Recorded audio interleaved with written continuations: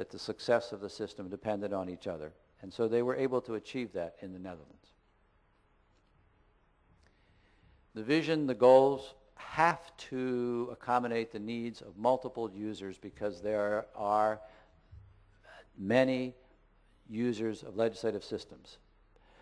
The members themselves, the staff, the officials who create the information, the public. And there has to be some prioritization of those goals, of those needs of those users, and some way of establishing the assignment of resources. I want to underscore the value as a best practice of usability testing.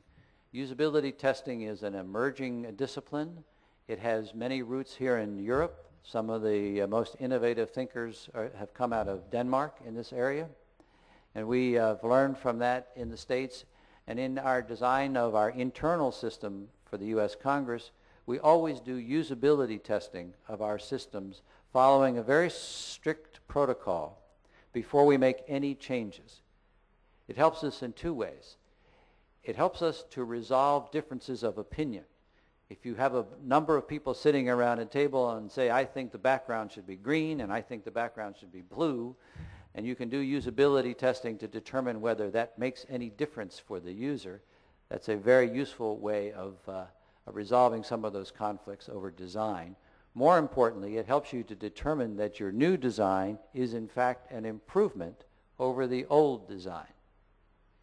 I can share a personal story about that. When I was in charge of the system, they would come to me with changes and I would say, I don't like that, and this should be better over here. And then they could always overrule me, the boss, because they said, well, we did usability testing and your ideas didn't work. And I came to value the usability testing because it provided a somewhat scientific basis for making the decisions about the design of the system rather than someone's opinion. In the Netherlands, they're doing something similar. They've had significant success using usability testing to design their internal sites, and now they're doing the same kind of work for their external sites.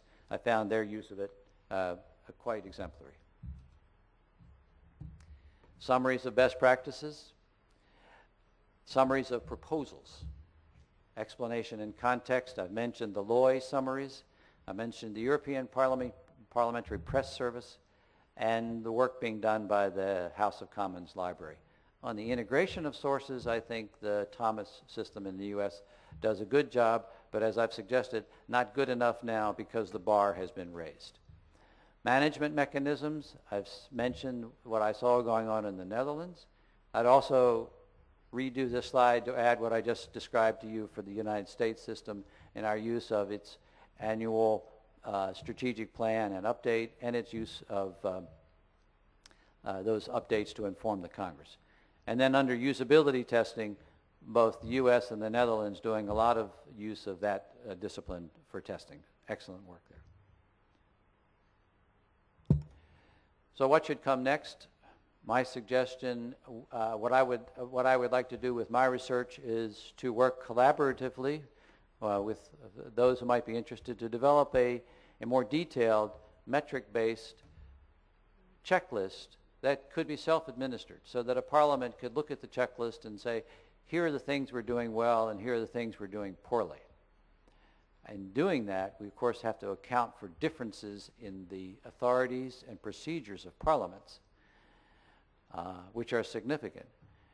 But they all represent, they are all the first link to the citizens. And that, I think, is the thing that's most important. From that, we can encourage some self-rankings and some self-nominations for best practices, which we can share among ourselves, share that knowledge and those problems, and see who might have a solution to some of those. And there are a number of difficult issues that I have not even addressed in my research that could be incorporated in later efforts. Finally, I leave you with this source, this final quote, if I may, well, not quote, final word. Why do I think these new standards are important? I think as the web becomes more of a participatory activity, and as I said earlier, as citizens expect to talk to their representatives and to hear from them, we have to raise the quality of that dialogue in the best possible way. In order to do that, I think there has to be one unimpeachable source of legislative information that serves as the starting point for the discussions of public policy. And I think that that source should be within the Parliament. I think it must present that information according to these standards and others that we may evolve.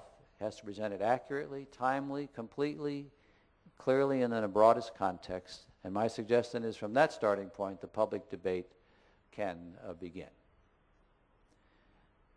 Thank you all very much. I welcome any questions you may have or thoughts that you may have about improvements to this set of criteria, best practices that are occurring here in the Cámara de Deputate.